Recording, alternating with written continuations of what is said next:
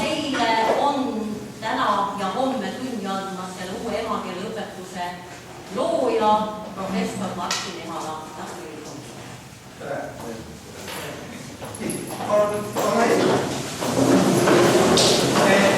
Mõned teist on väga märganud, et tavaline uus praktilise eesti keele viik, mis selle aasta alguses on käinud juba nüüd 4000 õpilast õpib selle järgi ja 2 tundi, tänane ja järgmine tund on teil ka selle tööviisu järgi. See võtke palun koju kaasa, homme tooge kooli ja pärast ma võtan ta ära teie käest, aga need 2 tundi läheb sellega käik. Teeme nüüd lahti kohe algusest ja võtame kohe esimese teema käsitlusele ja selle pealkirja on ainult üks küsimus. See on tänava küsitluse koostamise teema. Nüüd te võite küsida, et milleks teile tänava küsitluse koostamist õppida, see on ikkagi eesti keele tund siin. Aga et teile saaks selgeks, milles see praktiline eesti keele tuum on, siis kui te vaatate parempoolse lehekülje 3 üleval öökuni kõrval on kirjas need asjad, mida me õppima hakkame. Me hakkame harjutama siin teie praktilisi, keelelisi pädevusi ja oskusi. Lugemist, funktsionaalset lugemist, kuidas te tekstidest aru saate ja siin on selle alla artiklide arvamusküsitlustest. Me arutame siin kõnelemist, arendame teie kõnelemisoskusi, ehk siis kuidas arvamusküsitlust sõnastada ja kuidas seda läbi viia. Me harjutame siin kirjutamist, ehk siis kuidas kirjutada sellest küsitlusest kokkuvõtte, mida oleks mõnus lugeda. Me omandame ja harjutame siin keelestruktuure ja selle teemaga seoses tsiteerimist, refereerimist ja lisandit. Siis me omandame uut sõnavara ja need on siis, kuidas oma arvamust väljendada. Ja lõpuks õpime ka õige kirja, otse ja kaudkõne, sest otse ja kaudkõne on seotud tsiteerimise ja refereerimise. Need on selle tunni, nende 2 tunni ja kogu selle teema eesmärk. Arendada teie keelelisi oskusi. Kas on küsimusi praegu? Kui küsimusi praegu ei ole, siis lähme ja alustame selle teemaga sealt kohe vaadatud tehe poole pealt, tehtud 2 harjutusi. Vaadake seda pilti siin ja kujutage ette, et täna on presidendi vastused. Kujutage ette, et täna on vabariigi aastal. Kõik kogunevad siia kõrvale Estoniasse, kõik külalised. Ja kui teie oleksite ajakirjanik, siis millise küsimuse esitaksite teie nendele külalistele, üleandmise küsimuse, millest pärast kirjutada oma ajalehele väikene selline kokkuvõte, mida külalised vaatavad. Mõelge natuke ja pakkuge välja oma küsimus. Mida võiks küsida presidendi vastuvõtu külalist? Mida teie küsiksite? Või kui te ei taha öelda, mida teie küsiksite, mida ajakirjanik võiks küsida? Kas keegi on juba küsimuse välja võtta?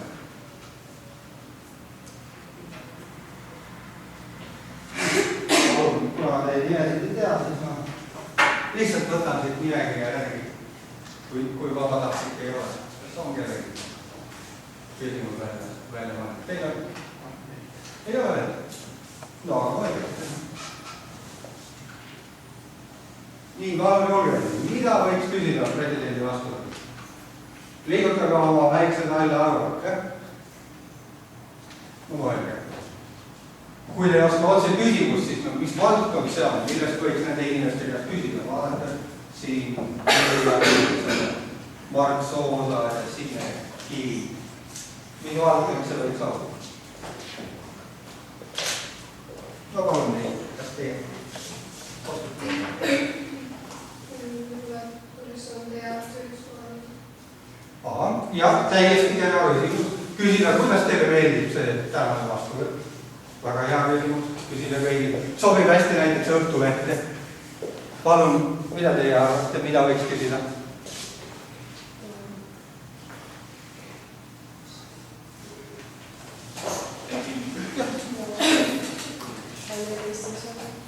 Kuidas? Midagi Eestiga seondub. Mis teil seondub see Eestiga vabariigi aastapäeva?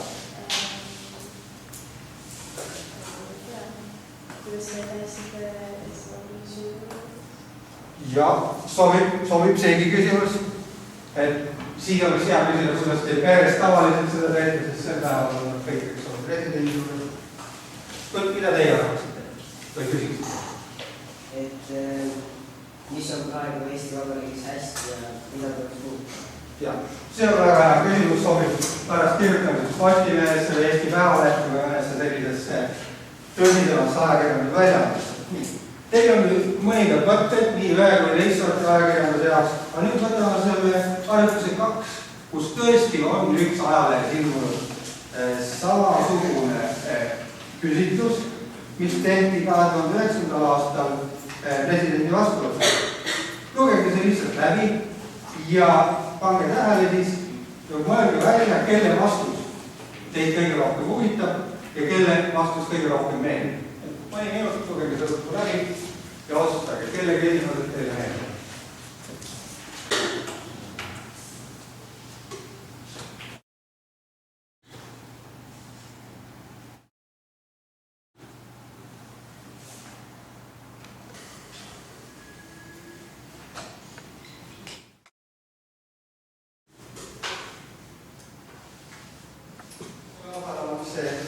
Väike tekst läbi loetud ja kelle vastus teid kõige rohkem huvitab, ühesõnaga, kes on see inimene, kelle arvamust te tahaksite kõige rohkem teada?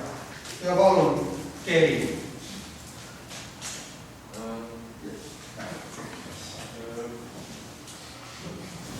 Ma arvan, et see Riigikogu liige Toomas Karpiida. Ja miks just see Toomas Karpiida? Ei kuulda. Ma ei tea võimalikult lihtsalt, aga samas ka hästi tähtis. Nii, kelle vastus, kuigi ma küsin, et kelle vastus teid huvitab kõige rohkem, kes on see isik, kelle arvamust te tahaksite kuulda, järelikult põhjendus peaks olema, miks see isik teid huvitab. Palun. Minu rohkem seda Liis Klassi vastus, kuna tema oli siit kõige originaalsem, see kõik muud ütlesid üksteise koostöö ja õppimine. Nii et jah, kui ma moodel mõtlen, muidu on õiged, aga muidu päris mitu oli neid ja Liis Klassi pealegi. Ettevõtluse aktiviseerimine on igati õige mõte. Aitäh. Väga tore vastus, kuidas teie nii? Kas keegi veel soovib oma arvamust? Öelge julgelt, ega siin õiged ega valesid ei ole, see on lihtsalt teie arvamus. Palun, mida teie arvate? Jah, sellega oli huvitamas see Liis Klassi arvamus ja mulle täpselt selles mõttes, et ta oli erinev teistest. Aitäh. Kas on veel erinevaid arvamusi? Palun, mida teie arvate? Ma nõustun Liis Klassi arvamusele, päris hea. Nii, ja ma küsin veel kedagi siit, vaatame, Veronika.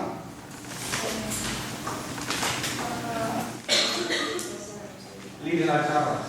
Teate, ma lugesin seda ka mitu korda ja enne kui ma panin ja pärast ja ma pean tunnistama, et Liis Klassi arvamus mulle meeldib ka. Selles on nagu kõige rohkem särtsu. Midagi teha ei ole, aga jah, ma ühinen teie arvamusega ja mis siis ikka. Nii ta on, et nüüd te olete näinud, milline üks selline lühike arvamusküsitlus kirja panduna välja näeb. Kui te hakkate ise tegema, siis saate suurepäraselt kasutada seda näidisena, et vaadata, mismoodi ajalehes ka sellised ainult ühest küsimusest tehtud arvamusküsitlused toimivad.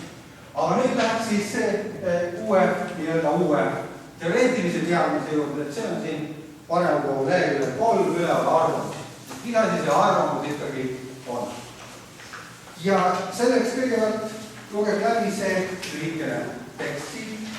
See annab siis väikse ülevaate selle kohta, mida see arvamus on ja seejärel pange kirja omale, võite nendesse liikutusi kirjutada täiesti vabalt, harjutusele 3 kohe vastuseid ka, nüüd lugege läbi ja teete see harjutus 3 lugemise käigus või lugemise järel ära ja siis pärast arutame arvamuse üle veel natukene laiemalt.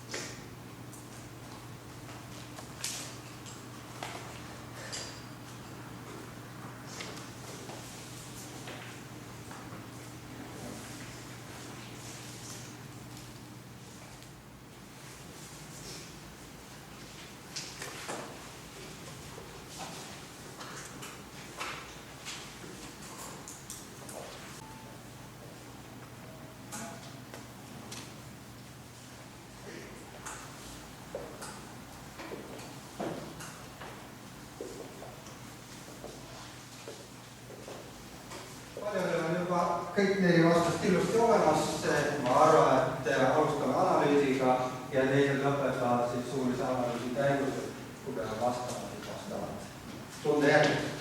Et siis harjutuse kolme esimene küsimus on, et mille poolest erineva arvamus faktist. Palun Kaarol. Arvamus on eesmipärane igal inimesel oma. Kui on elukogemuse ja teadoleva info ja faktid on aga tõsiasjad ilma hinnangud. Täpselt. Nii see on, et arvamus on see, mis inimesed arvavad millestki, fakt on see, mis eksisteerib. See, et praegu on praktilise eesti keele tund on fakt, seda ei saa eitada, üks puhakest ja siis see tuleb, saab selles veenduda. Arvamus on see, mida inimene arvab millegi kohta, need asjad, mille kohta arvata on, võivad olla üsna erinevad. Olgu see maailma asjad, poliitika, kunst, kirjandus, kõige kohta võivad olla arvamus ka teiste isikute kohta. Väga hea, aga siis lähme edasi. Arvamus on igal inimesel, aga mida on avalik arvamus. Et kes tahaks selle kohta midagi öelda? Palun, mida teie arvate? Või teie vastutab? Ma arvan, et avalik arvamus on inimesel sarnane arvamus mingi tähtsa küsimuse suhtes. Ja kuidas see avalik arvamus tekib? Kuidas saab olla nii, et inimestel on sarnane arvamus, kui igal inimesel on oma arvamus? Kuidas see avalik arvamus tekib? Mis ta arvab? Lihtsalt läheb avalikkusega mingi teema. Alati mingid arvamused on populaarsemaks ja mingid populaarsemaks. Nii see on, et kui meedias arutatakse, on erinevad arvamused ja lõpuks jääb mingi üks nendest arvamustest jääb kuidagi peale ja enamus inimesi aktsepteerib selle. Soovite kommenteerida? Vaatasin käsi püsti. Nii, aga siis palun öelge teie, kuidas inimesel arvamused tekivad? Inimesed analüüsivad infot ja lähtudes oma isiklikust kogemusest ja teadmistest nad loovad sellest oma arvamuse. Jah, täpselt. Ja meedia on siin ka väga suur roll, et kui millestki kirjutatakse, ajalehtedes räägitakse televisioonis, siis ka siis, kui inimesel arvamus ei ole, tal on võimalik seal väljendatud seisukohtade põhjal oma arvamus kujundada ja oleneb sellest, milline inimene on, kui iseseisev ta on. Mõni jääb oma arvamuse juurde või kujundab risti vastupidise arvamuse üldisele arvamusele, aga väga suur osa inimesi lihtsalt lepib sellega, et nad nagu lähevad vooluga kaasa, et nad arvavad asjadest nii nagu enamus arvab. Nii, aga nüüd küsimus, millistes asjades meil võiks olla, igal inimesel võiks olla arvamus. Et palun näiteks Jüri. Ma arvan, et igal inimesel peaks olema poliitiline vaade. Poliitiline vaade. Nii-öelda maailmavaade selles mõttes, et või kuidas te seda täpsustage natuke vaadata. Mis soovib oma riigisse toimub. Nagu põhiliste arengute kohta.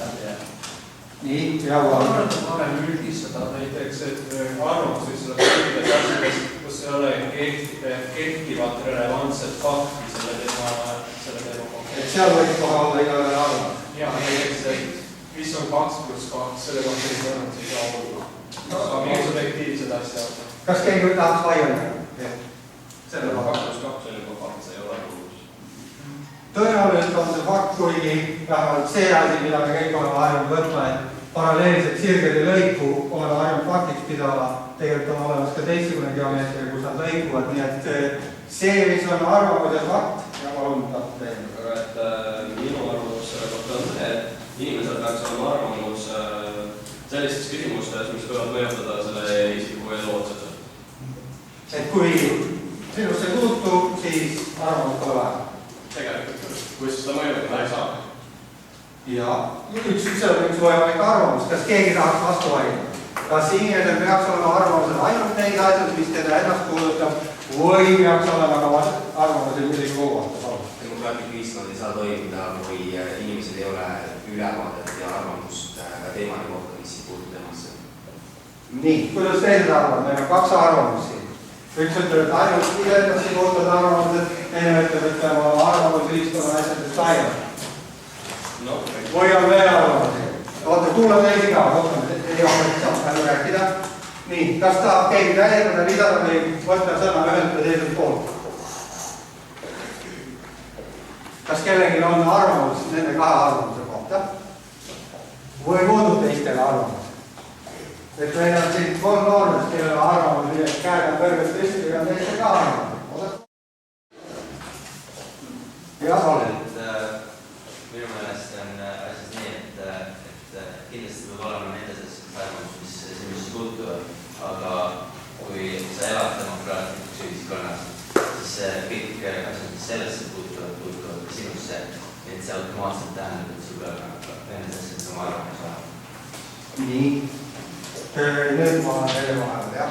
Ma tegelikult arvan, et nagu praegu selle teema läks siis nagu pigem arvamuse väljendamisega, aga ma arvan eelkõige, et inimesel peab selles mõttes arvamus olema kõikides asjades, mille kohta tal on head ja täielikult teadmised ja mille kohta on nagu, ta teab küllalt paigas, et õigus üldse selle kohta arvamust pidada. Kui inimesed hakkavad otsustama asjade üle, kes ei tea mitte midagi, siis võib ühiskond väga ebaefektiivseks muutuda.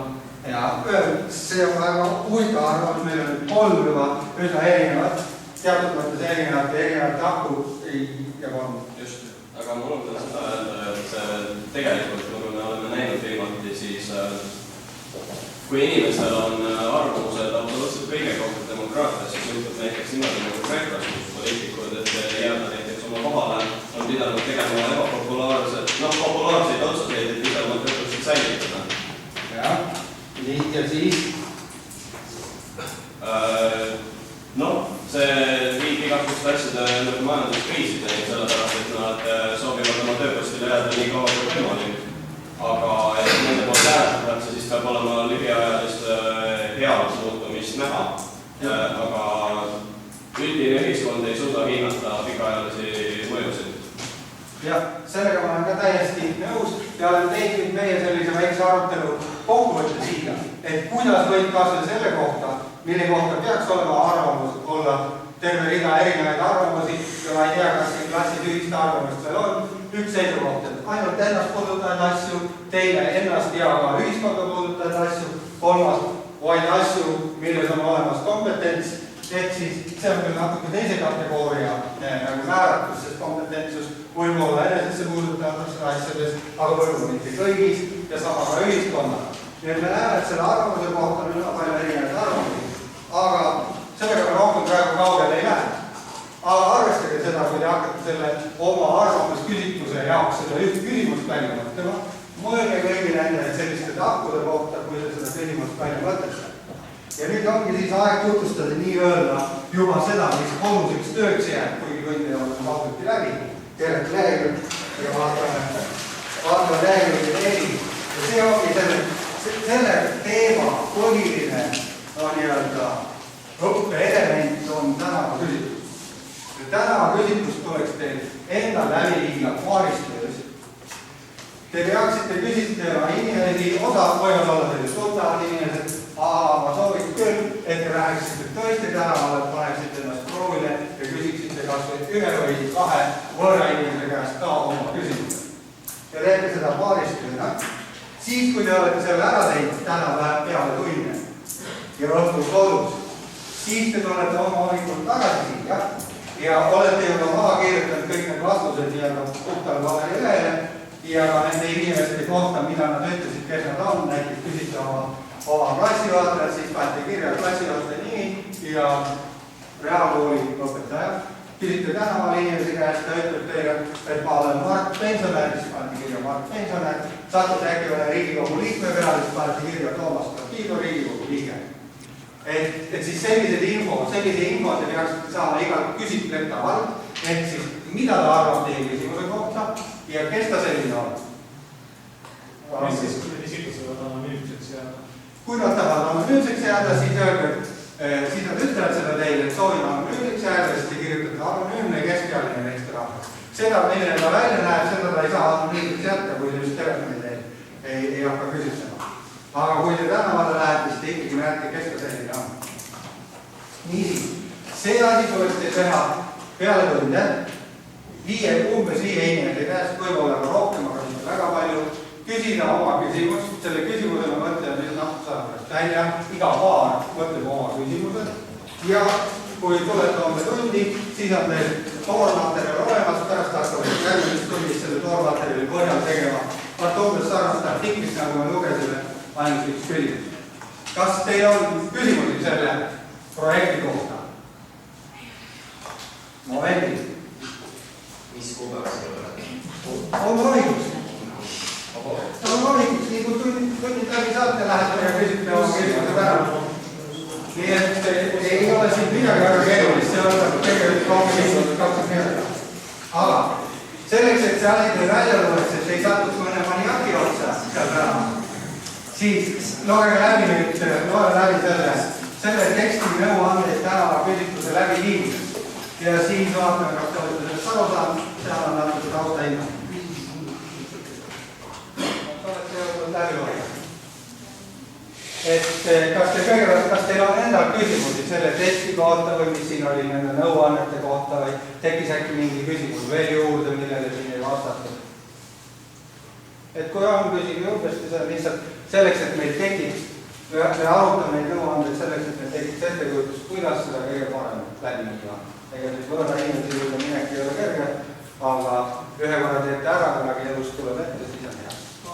Ma arvan, et tegelikult sa võib tegida natuke kinkuna muuta inimesele, kui aidata meil anonüümiseks ja lihtsalt kirjutada näiteks nende töö, nende vanus, nende sugu ja sellised üldised asjad, kuna nende nimi ei ole esiteks üldse meiloomuline.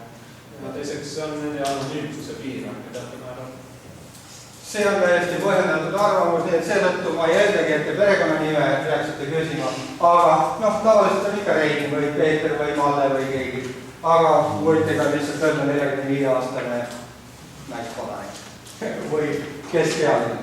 Aga mis kasu on tegelikult selle nime küsimusest üldse? Vaadake, selle nime küsimusest on kasu siis, kui tekiks mingisugune nagu veidikene personaalselt mulje. Kui te lehte loete, kui te vaatate seal või aktuaalses kaameras, seal on ikkagi nimed on inimestele pannud. Ei ole lihtsalt meeskodanik, naiskodanik. On nimi, isegi kui see nimi on nii-öelda muudetud, aga on nimed. Lihtsalt inimestele meeldib olla nimetatud, mitte nagu määratletud kuidagi. Nii, kas on veel küsimusi kellelgi selle kohta? Kui teil momendil küsimusi ei ole, siis on nüüd paras aeg teha natukene paaristööd. Seetõttu, et see küsitlus tuleks teil paaris läbi viia, juba lihtsalt ohutuse mõttes. Teiseks, paaris on parem, jõuab paremini jälgida ja kui teil ei ole ka lindistamiseks midagi olemas, siis kahekesi saate vastused kirja panna.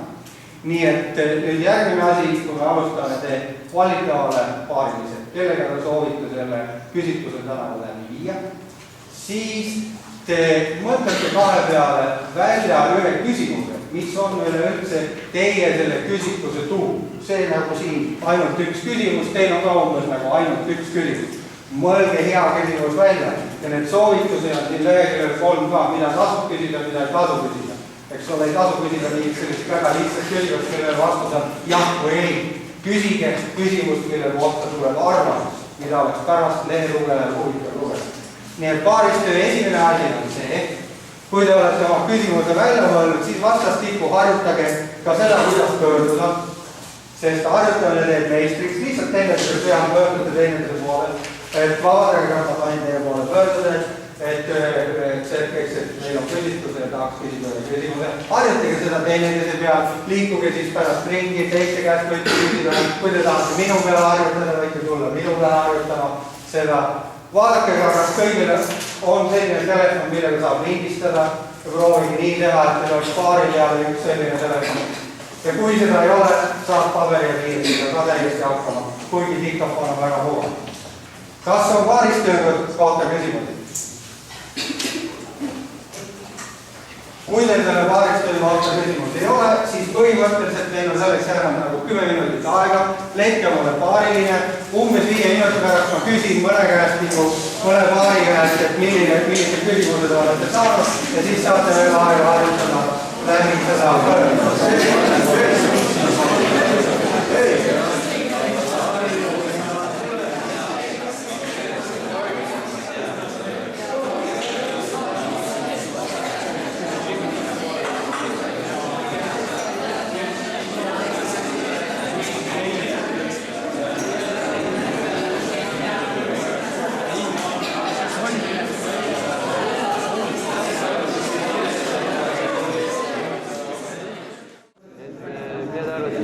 sõita vist Eestisse. See on hea küsimus.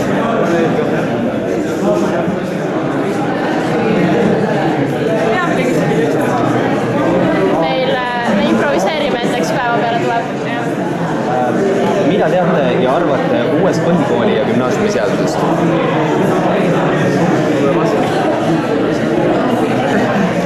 Minu arvast on see suhteliselt toore, siis seda oleks vaja veel arendada loomulikult asja. Ja me oleme just sattunud sinna kohta, kus me oleme arenduslennis.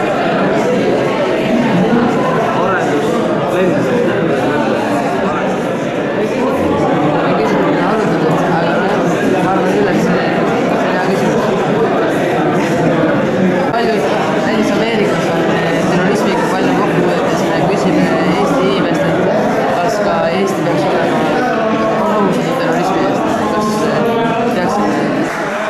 Küsimus öelda lihtsalt, et nagu tagasiside võttes, näiteks Henrik oma paarilisega, kus ta aga kas küsida selline küsimus, et kuidas suhtute teie Savisaarte võitlused, kas Eesti peaks tagasi minema kroonile? Kena, kaaluge, mõlemad on head küsimused. Kui palju veel on küsimusi, kuidas te suhtute Savisaartega? Kui palju veel on sama küsimused on? Ei ole kedagi. Väga hea, siis on ka täitsa mõistlik. Ma kahtsin, et äkki tuleb liiga palju selliseid küsimusi. Aga tahate ka öelda oma küsimused? Meie küsimus on, et mis poliitilise partei poolt te hääletasite ja miks? Soovib, see on suhteliselt tundlik küsimus, võib-olla inimesed ei taha öelda, aga iseenesest hea. Aga kui sellele inimesel on võimalus jääda anonüümseks, siis ta võib ju väljendada kõik oma arvamused ilma, et keegi nagu... Ja mis selle arvates on huvitav küsimus, et näidata üldse, mis alustada peavad inimesed üldse hääletama mingite partei? Loogika on täiesti, aitäh, saan teiste käest ka küsida, palun teie pool. Milline on suhtumine eliitkoolidesse? Saavad väga hea küsimus. Nii, kas mõni paar soovib veel öelda? Võta siit, et allmiljon. See olen mina. See olete teie. Me oleme ka poolest. Ei, ma ei soovi teie. Tambest on siin. Tambet, palun. Kuidas? Ei ole olnud. No siis ma loodan, et nendest kahest paarist kolmest küsimusest saite ka natuke sellist inspiratsiooni. Aga nüüd siis ma usun, et te olete saanud võib-olla mõned juba harjutada läbi ka, aga kas keegi tahaks tulla siia läbi mängida? Ma olen täitsa võõras inimene. Et kas mõni paar tahab tulla minu juurde ja nagu oleks keegi, kelle käest küsitleda. Võib-olla ma sunnin kedagi mõnda paari. Et Liisa-Maria. Ja aina täitsa olevast, siis kohe lõpeb tund ära. Teised saaks näha.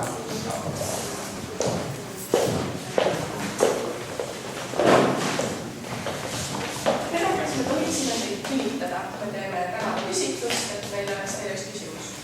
No, jah. Milline on teie suhtumine eliitkoolidesse? Palun põhjendage oma vastust. Eliitkoolidesse, jah? No, ma eriti nagu ei oska nagu midagi arvata, aga no eks nad olemas on. No jah, nad on lihtsalt olemas, mul ei ole nagu seisukohta selle kohta. Selge, kas te ütleksite teile nagu eesnime ja näiteks oma töökohad, kui tahaks kuidagi viidata teile? Ma olen Martin ja olen autor. Aitäh teile ka. Ja nüüd natuke kommentaariks. Kui nii selline asi läheb, et inimene ei tea, mida öelda, siis võite natuke uudistada, pakkudes mingisuguseid nagu variante, et siin on räägitud seda ja siin on räägitud teist, nii et teil võib olla endal nagu välja mõeldud selle probleemi kohta mingisugused grafid ja nii asjad. Et anda inimesele mõtet esiloomade või ei pruugi nagu tõesti nagu mina ei oska midagi öelda. Aga aitäh teile ja vaatan, mida siis ütleb siin allvilja. Aga näiteks kui kolmekesi peale tungida, et sa võid täitsa inimese ära ehmatada alguses. No jah, tuleneb kus kohas ja mismoodi. Ja kui väga peavad reksida, siis aga ma arvan, et 3 Eesti Kas teil on küsimusi veel selle koduse töö kohta? Kas te saite aru, mis te teha? Küsige, osa inimesi võib-olla teil tunda, aga katsume tänavalt saada vähemalt paari inimest. Võtke ennast kokku. Ja homseks laine pealt paberi peale pange kirja arvamused ja kätte. Ja liiks on homme ka.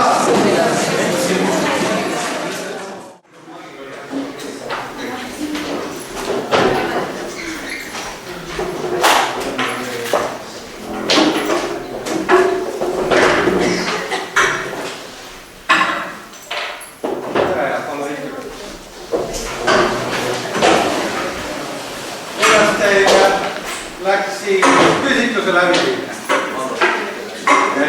Tõstke käed, kes julges ka tõesti tänaval mõned inimesed küsitleda. Ikkagi kõik. Rääkige siis natuke muljeid ka, et kas oli hirmus või oli põnev või juhtus midagi ootamatut. Kas kellelgi on mingisuguseid põnevaid kogemusi rääkida sellest, et midagi, mis läks nii nagu ei oodanud või kenamini või koledamini? Või oli kõik täpselt nii, nagu te eeldasite? Kas inimesed vastasid hästi? Vastasid hästi. Saite pikki vastuseid või oli nagu rohkem jah ja ei? No kena, kui praegu on niisugune veel saladusvaikus selle peale, mida te kõik teada saite, siis üsna varsti teeme sellest loo tänase tunni plaan. Tänase tunni plaan on siis säärane. Kõigepealt me vaatame neid keelelisi vahendeid, kuidas need arvamusi kirja panna. Siis vaatame ka õigekeelset koodi, mismoodi tsitaati ja refereerimist, otsekõne ja kauskõne üles märkida. Siis harjutame natuke ka seda, kuidas saatelauset koostada nii, et seal oleks selle inimese tegevusala kajastatud lisandina. Kui see kõik on tehtud, siis me saamegi minna selle juurde, et te kõik kirjutate siis igaüks juba iseseisvalt oma loo selle küsitluse kohta. Selle loo eeskujus võite kasutada siin selles linkud on veel kõigi kaasad, jah? On siis leheküljel 2 on see ainult üks küsimus, seda vaadake eeskujus, aga leheküljel 5 on ka teine lugu veel. Tänava küsitlus, mida kõike peab teadma, et tüdrukutele meeldima. Veeskida, seda me ei jõua praegu lugeda, sest ma arvan, et meil läheb selle tund ilusasti oma teksti ettevalmistamise peale. Aga kui te hakkate enda teksti koostama, siis on hea vaadata ka ühte teist, et mismoodi neid lugusid, neid tänava küsitluse kokkuvõtteid kirjutatud. Aga kõigepealt siis nüüd läheme uue teema juurde või uue tänase tunni teoreetilise sisu juurde ja need on tsitaat ja refereerimist. Kas teil on varem juba räägitud tsitaadist ja refereerimist? Kas te teate, mis see on? Kes teab? Te teate, Alvin, mis on tsitaat? Tsitaat on see, kui sa tsiteerid kedagi teksti. Ja, tsitaat on tsitaat. Kasutad kellegi teise sõnu?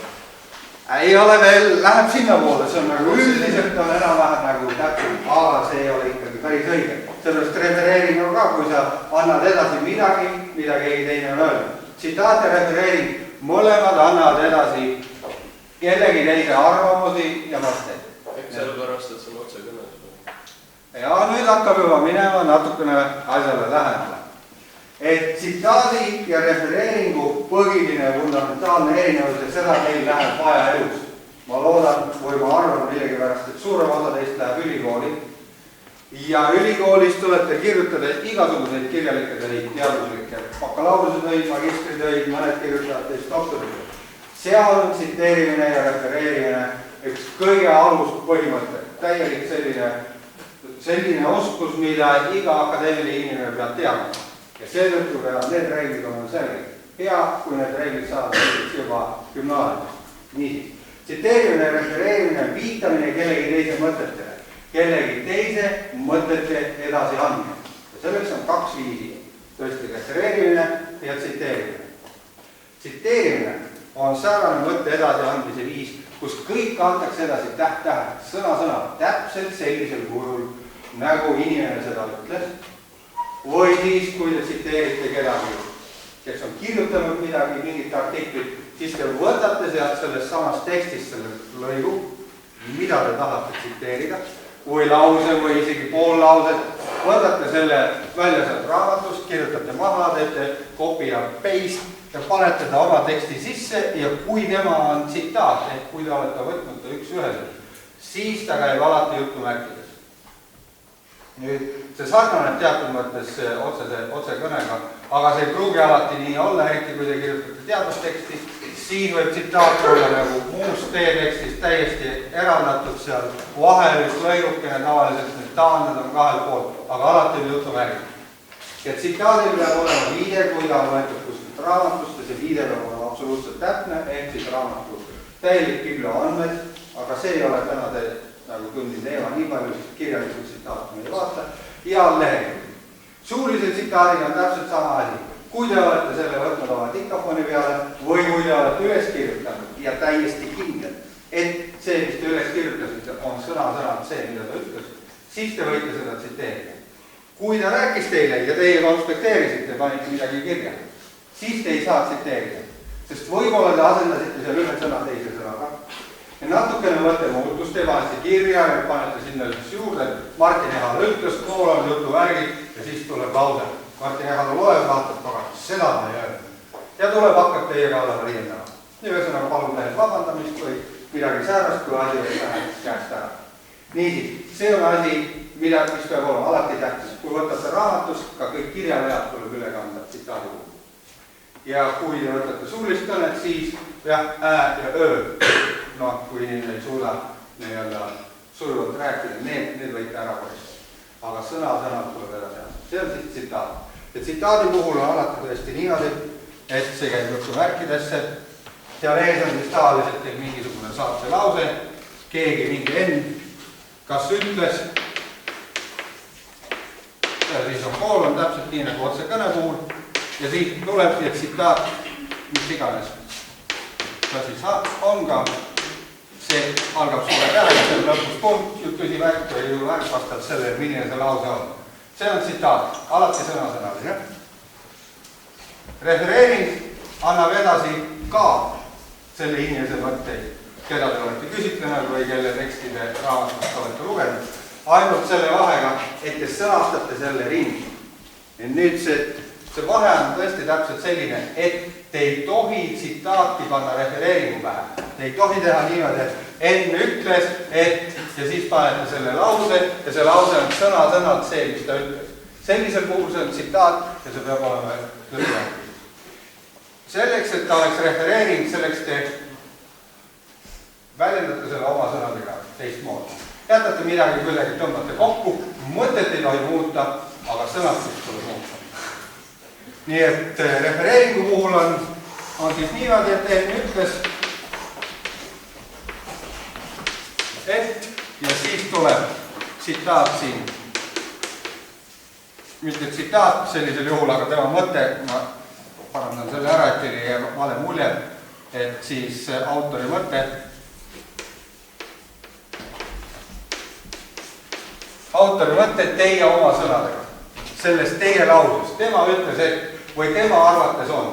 See, kui te vaatate lehekülg 6, ehk lehekülg 6 lahti, seal on teil mõned näited ka tsitaatide ja refereeringute kohta. Näiteks seal Ene Ergma tsitaat on Ene Ergma arvas ja põhiline on ka see, jutumärkides kõik mitu terve lause, 2 lauset, tsitaat, jutumärgid kinni kõige lõpus ja see on tema tsitaat. Refereeringu puhul on siis näite 2 erinevat võimalust. Ene Ergma arvas, et noored peaksid mõistma või Ene Ergma arvates võite ka Ene Ergma on seisukohal, et nii et ühesõnaga see, mismoodi te annate edasi seda refereeringut, see tõstab täiesti teie sellisest nii-öelda sõnavaralisest trikkusest ja ongi hea artiklis mitte kasutada alati. Tema ütles seda, tema ütles seda, tema ütles seda, tema ütles seda, vaid mõnikord ütles, mõnikord arvas, mõnikord avaldas arvamust ja nii edasi. Aga nüüd siis, kas on küsimusi selle tsitaadi ja refereeringu kohta? Tundub, kellelgi praegu küsimus ei ole, võtame siis harjutuse 7. Ja need samad 2 teksti leheküljel 2 ja leheküljel 5.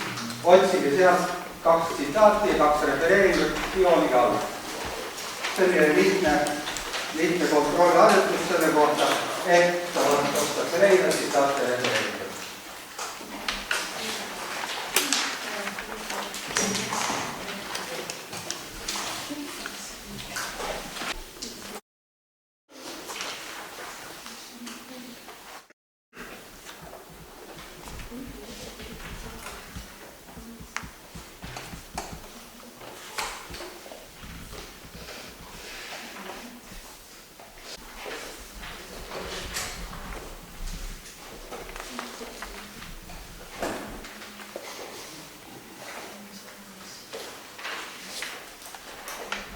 Kes on alla jõudnud joonida, nii hästi need tsitaadid kui refereeringud, valige 2 tsitaati ja sõnastage need ümber refereeringud.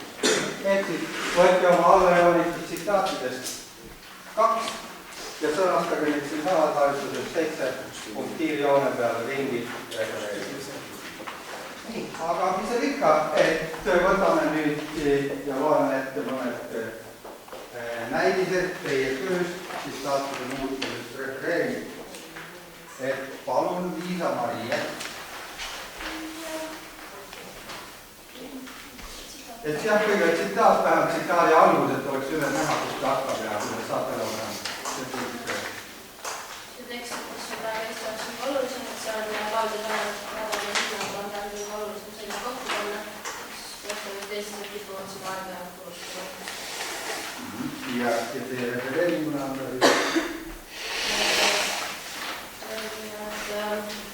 laulja tänavad ütlesid Eestis kipuvad aega ja kulustada, et oleks selleks.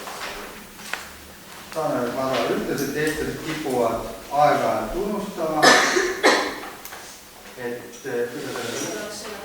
just, ja see on tõesti refereering, et siin ei ole seda tsitaadi osa, ei ole otseselt samade sõnadega edasi antud, vaid on kokku pandud kogu see mõttealadus 2 laulust. Väga kena, aitäh! Ja ühe näite võtame veel, Rasmus, palun. Minu lausa, et Ene Ergma arvasab, et peamine on mitte raskuda meeleheitus, sest Eestil on olnud praeguses tunduvalt raskemaid aegu ja põhiline on ka see, et noored peaksid aru saama, et majandus ei jõua vahendamisega enam kuhugi. Tähtis on korralik haridus. Ene Ergma arvates peaksid noored aru saama, et majandus ei jõua enam vahendamisega kuhugi. Jah, see on üsna lühike refereering, nii et tegelikult kogu see mõte sinna ei jõudnud, aga alati ei pea. Te refereerisite mingisugust osa sellest Ene Ergma lausungist täiesti aktsepteeritav. Keegi ütles, te peate kogu mõtteavalduse kirja panna. Aga seda peate küll jälgima, et teie refereering või tsitaat ei moonutaks inimese öeldud sellega, et te võtate ainult ühe lause sealt välja ja teine lause, mis seda võib-olla täpsustab või kuidagi ümber lükkab, selle jätate ära. See on alatine ajakirjanduse häda, et kellegi sõnad võetakse ümbrusest välja ja siis jääb mulje, et ta ütleb midagi muud. Aga aitäh, see on väga hea. Nii, aga teeme neid kohe kiiresti suuliselt siia juurde veel harjutuse 9, nii et ma küsin teie käest. Selle harjutuse 9 ülesanne on arendada veidikene teie sõnavara või tuletada vähemalt meelde neid sõnu, millega arvamust edasi antakse, ütlema, arvamust avaldama, väljendas seisukohta ja nii edasi. Nii et igasse sellesse lünka tuleks leida üks sobiva arvamust vahendav sõna. Nii et mõelge oma pealt ja võtame järjest need laused, ma lihtsalt nimetan kellegi ja siis keegi loeb lause ette, nii et ta paneb sinna selle sõna. Ja palun esimene lause, Janno. Kui minult laulu kohta küsiti, olin väga põnev, selgitas laulja ajakirjanikule. Ja sobib. Teine lause, palun, Veronika.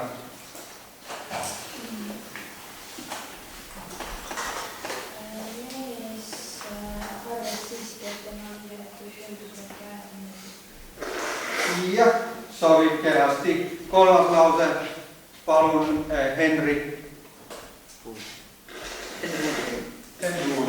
Selge. Aga siis Jüri. Meil olid sõbrad külas ja saime kõik naerda, toonitas noormees vanast õhtut. Meenutas? Meenutas on kindlasti parem kui toonitas. Sest mis vahe on meenutamisel toonitusel? Meenutamine on nagu täpselt see, mida ta siin teeb. Eks ole, võtab ja räägib, mis oli. Aga toonitama, mida see tähendab?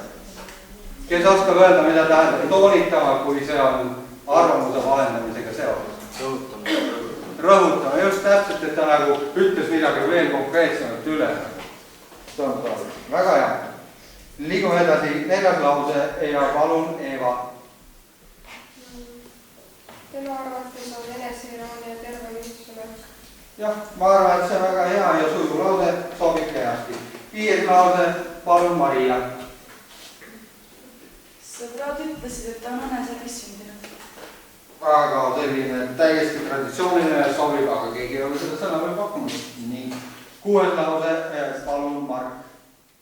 David tahab oma karjääri lõpetada Inglise klubis põlema ja nentis seda. Nentis võib-olla, aga võib-olla, nentis.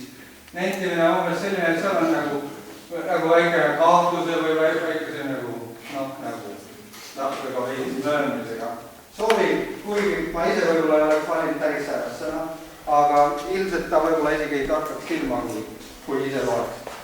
7. lause, palun Marit. Tahtsime parimat, aga välja tuli nagu alati, et see üritus minister tegema jättis. Ja no see on küll tore selgitus, aga sobib ilusti.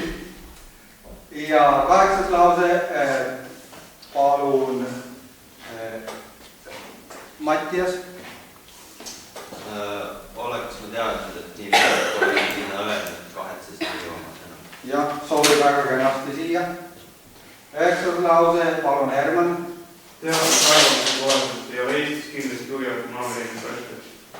Väga kenasti sobib ja 10. lause, palun Karoliina.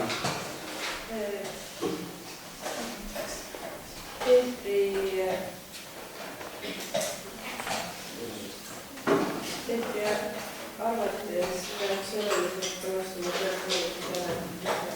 Jah, arvates sobib siia, kui midagi muud veel otsida, siis Peetri sõnade kohaselt või Peetri arvamuste järgi allviljas, mis sul oli? Peetri sõnum. Sõnum, väga hea, ka sellised võimalused. Nii et arvamuse vahendamiseks on väga palju erinevaid sõnu, kui te hakkate enda lugu kirjutama, kasutage neid, et ei oleks alati nii ütles. Et oleks vahepeal midagi muud ka.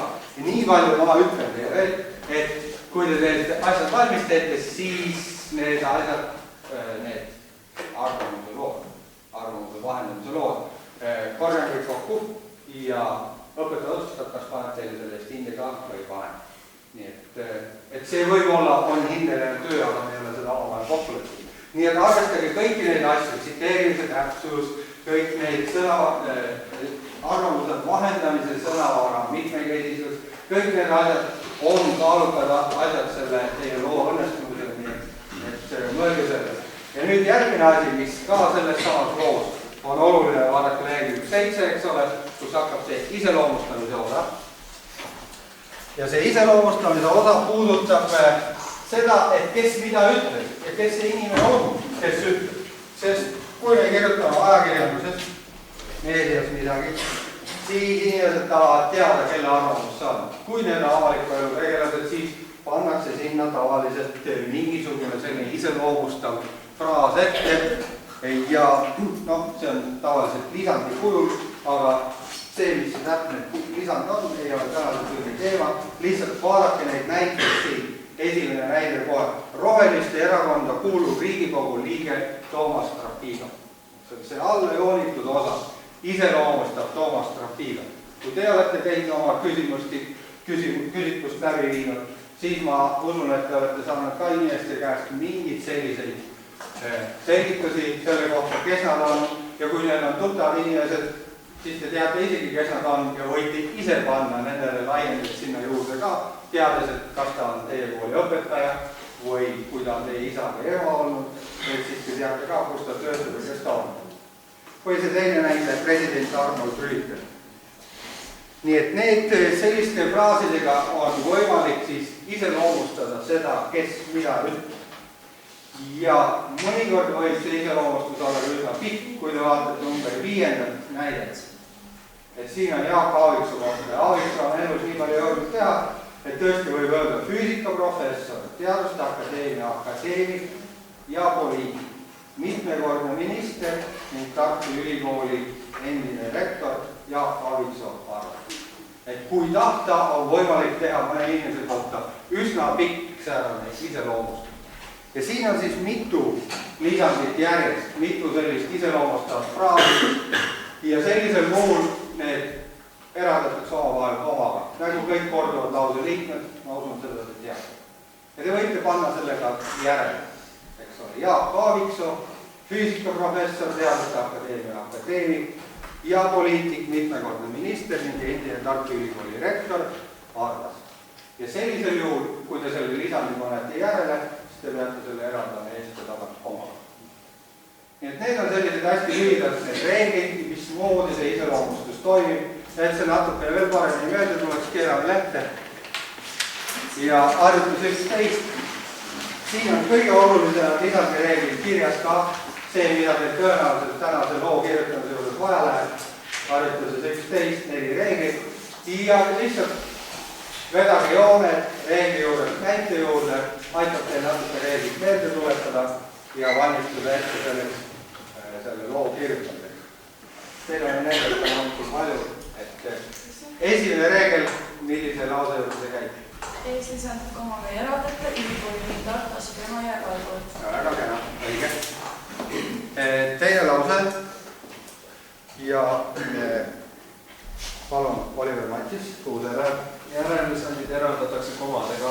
Sirpi Eesti kultuurilehte loeb haritum osa elanikkonnast. Jaa, kena, aitäh. Kolmas lause, palun Kristjan Rovi. Kui järellisand on küsimustele, kelle, mille teadmiseks selle komaga vaid eest, eriklassi tunnustatud Birgini arvamuse avaldada ajalist sanomat. Jah, nii ta on. Ja neljandat ma ei hakka küsimagi, sest see on juba iseenesest mõistetavalt selge, millega see kokku läheb. Hüva, need reeglid, neid hoidke oma silma ees, kui hakkame järgmist harjutust tegema. Nüüd lähemegi oma loo kirjutamise esimeste faaside juurde. Me teeme seda etapiviisiliselt. Kõigepealt 12. harjutus, millega teil tuleks lihtsalt kõigi nende 5 inimese käest, keda te olete küsitlenud, nende 5 inimese kohta kirjutada selline saatelause, kus oleks see iseloomustav osa nagu Riigikogu liige Toomas Rapido arvas või sõnas või avaldas arvamust ja edasi ei ole vaja. Lihtsalt teete nüüd 5 saatelauset valmis, kus oleks need kirjas need. 13 isikut. 13 isiku kohta te ei jõua kirjutada lugu ja tõenäoliselt lugeda ei viitsi seda kõike lugeda. Valige 5. Ma ütlen, et sellest saab parast selline artikli liikus. Valige sealt kuskilt 5, et ei oleks liiga kõrge. Ja seetõttu on siin ka punktiiri 5 punktiiri on, nii et valige 5 isikut, kellel on rohkem ja tehke nende kohta saate lauset. Kui teil on häda sellega, et paarid ei ole koos, kas kellegi on probleeme sellega, et tal ei ole materjali käepärast? Ja miks ei ole materjali käepärast? Et te olete paarid, olete laias.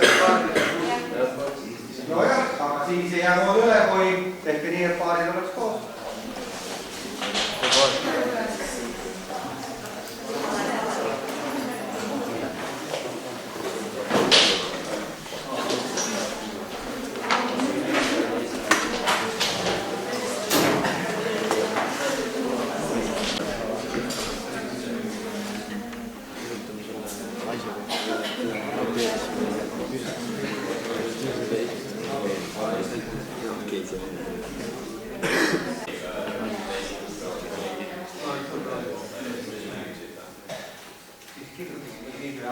Kasutage selle paberilehe pinda viisakalt ehk siis ärge hakake kirjutama kuskilt ülevalt nurgast täitsa serva pealt, tehke nii, et see ilus paistab. Ja siis katsuge koostada selline samasugune tekst. Ja kumbki kirjutab ära, kui ma räägin kohe. Ja üritage kirjutada lugu nende 2 loo eeskujul, mis teil tööliikus on. inimene kirjutab looluse teisal ja omaette. Nii et seetõttu nad peaksid ikkagi tulema erinevad, nii et mitte täpselt identsed lood, vaid igaüks kasutab tsitaate ja refereeringut täpselt nii, nagu ise paremaks peab. Ja siis selles harjutuses, mis te praegu just lõpetate, võtke need samad lause algused, sealt saate laused, võite neile siis kirjutada juurde tsitaadid ja refereeringud. Ja niimoodi, et tasapisi valmibki see lugu, siis on sellele loole vaja natukene sissejuhatust ja natuke lõpetust, üks või kaks lauset, et kasutada seda eeskuju, mis see tööliikus on.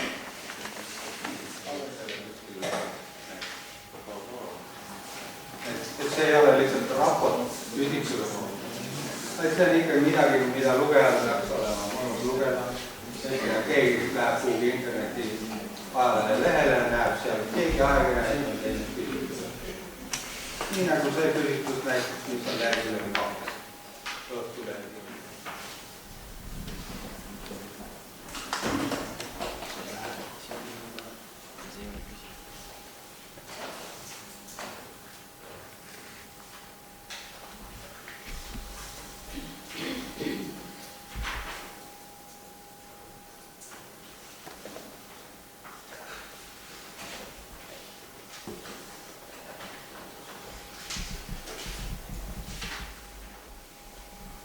Mõnel teil läheb päris tublilt ja hakkab tõenäoliselt varsti lõpp paistma, aga ma näen, et enamus on kuskil poolele. Mis tähendab seda, et see töö jääb teil kodus lõpetada, aga et ei oleks ka nii väga igav siit ära minna niimoodi vaikuse peal, siis tohiks paluda, et teil loeksite oma alguse ette, sest teil paistab olema üsna palju tehtud. Lihtsalt näidiseks, kuidas üks töö on näinud.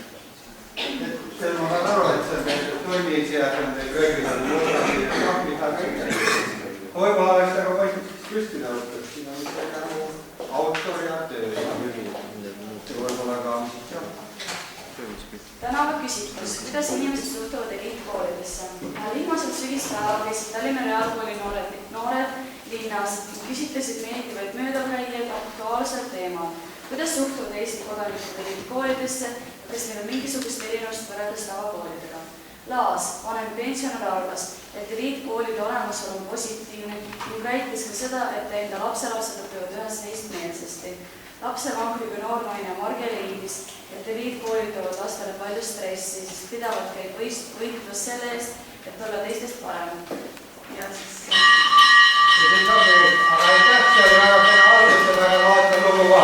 Nii et palun lõpetage kodus ja võtke järgmiste tundi kaasa. Aitäh teile!